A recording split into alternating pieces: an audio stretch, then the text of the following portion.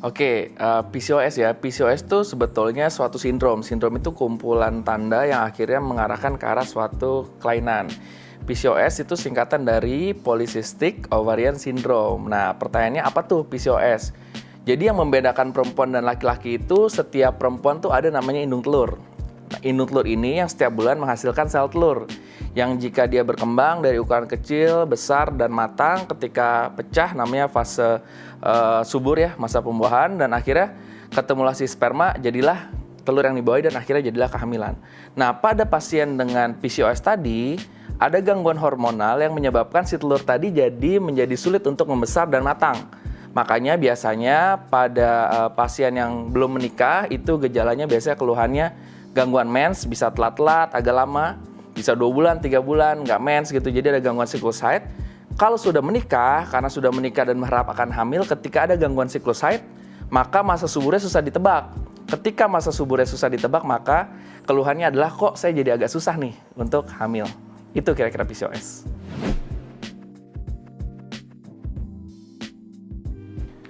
Oke, PCOS itu kalau ditanya penyebabnya apa, sebenarnya masih banyak teori. Ya, salah satunya memang ada secara genetik, si pasiennya memang ada bawaan untuk menghasilkan gangguan hormonal tadi yang menyebabkan gangguan pembentukan sel telur tadi. Tapi ada juga yang karena pola hidupnya, misalnya karena makannya yang tidak dikontrol, banyak junk food, kemudian ada obesitas gitu, kurang olahraga. Nah, ketika secara genetik yang memang sudah ada bawaan tersebut ditambah terpapar dengan pola hidup yang nggak sehat tadi, maka makin muncullah gejala si PCOS tadi.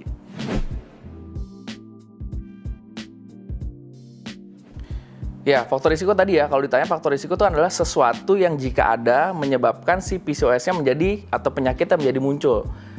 Pada perempuan yang memang secara genetik ada, kan genetik itu sesuatu yang nggak bisa kita modifikasi ya, jadi memang sudah ada aja tuh pada si perempuan ini. Cuman ketika ditambah tadi pola hidup yang nggak sehat, makannya nggak terkontrol, kemudian akhirnya stres, makin nggak teratur lagi hormonnya, maka keluhan si PCOS-nya makin muncul.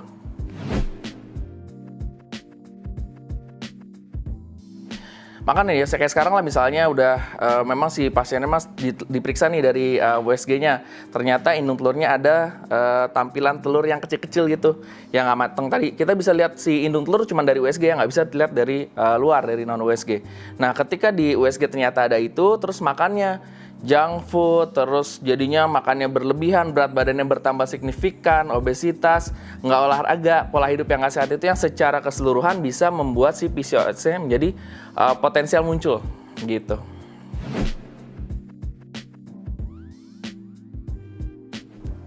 Gejala awal, tadi itu biasanya PCOS tuh pasien dengan PCOS biasanya datang kalau belum menikah itu karena pertama suka telat-telat haid, yang biasanya haid setiap bulan sekali, paling plus minus maju mundur 1 minggu gitu ya maksimal. Ini kok bisa 2 bulan nggak haid atau 3 bulan nggak haid, dan itu sudah terjadi sejak si pasien ini awal-awal haid, sejak misalnya SMP pertama kali haid kok sudah telat-telat gitu. Terus ditambah kelihatan nih berat badannya agak berlebihan, agak gemuk gitu, walaupun pasien PCOS itu bisa saja tampilannya nggak selalu harus obesitas, bisa aja pasiennya kurus tapi juga memang ada PCOS, atau tumbuh rambut banyak gitu di badannya, jerawat gitu, berminyak. Nah, semua gejala tersebut setelah diperiksa sama dokternya ada gangguan siklus haid, kemudian dari USG-nya juga ada tampilan seperti kista-kista atau folikel-folikel kecil di indung telurnya, maka kemungkinan besar si pasien menderita PCOS dan harus di treatment gitu.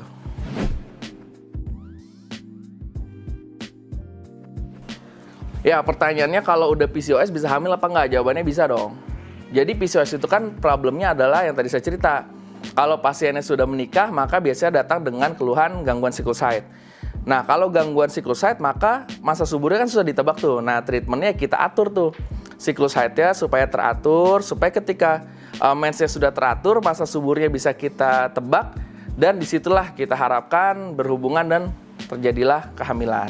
Ya, jadi sebetulnya ketika perempuan PCOS sudah berhasil hamil, insya Allah sih hamilnya pemantauannya sama seperti wanita yang lain. Jadi problemnya biasanya sebelum kehamilannya, menuju kehamilannya. Tapi kalau sudah hamil ya, dilihat lagi gimana kondisi kehamilannya, gimana si ibunya, stres manajemennya gimana, aktivitasnya gimana, kondisi kehamilannya sendiri gimana. Jadi sebenarnya sama aja pemantauannya seperti pada perempuan yang tidak PCOS setelah hamil.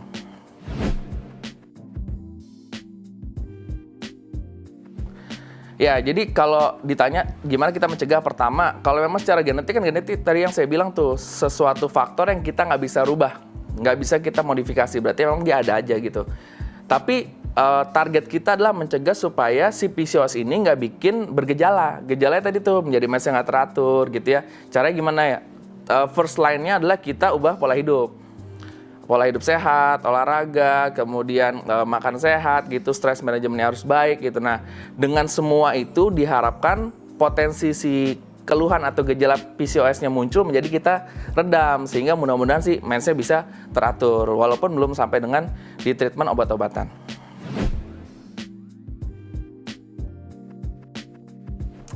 Ya, prinsipnya pasien dengan PCOS itu banyak, jadi nggak usah khawatir kok saya merasa kecil hati nih, jangan-jangan saya sendiri nih kayak gini, nggak.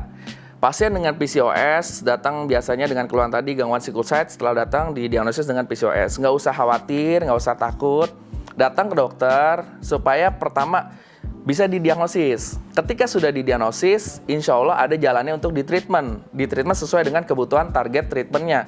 Gitu. Jadi nggak usah khawatir, yang penting itu dulu, karena seringkali pasien tuh takut untuk datang ke dokter. Ya, semangat untuk berobat dan di treatment gitu. Oke, sekian pembahasan saya tentang PCOS. Mudah-mudahan sekarang jadi terbuka informasi tentang apa itu PCOS dan gimana treatmentnya. Mudah-mudahan ada manfaatnya. Saya Dr. Sandi Prasetyo, SPOG Dokter Kandungan. Sampai ketemu di episode berikutnya.